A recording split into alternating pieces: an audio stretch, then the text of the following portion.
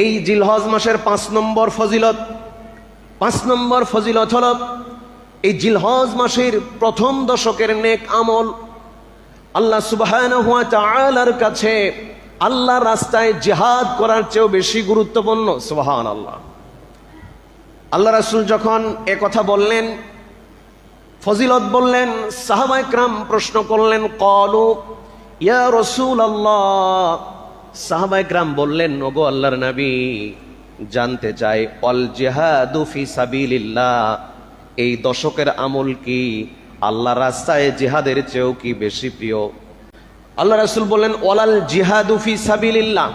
সাহাবীরা শোনো, আল্লাহর কাছে আল্লাহর দ্বীন কায়েমের জন্য জিহাদের ময়দানে লড়াই করার চেয়ে বেশি প্রিয়। আল্লাহর নবী বলেন, তবে হ্যাঁ, ওই ব্যক্তির কথা ভিন্ন যে ব্যক্তি আল্লাহর দ্বীন প্রতিষ্ঠার জন্য জিহাদের ময়দানে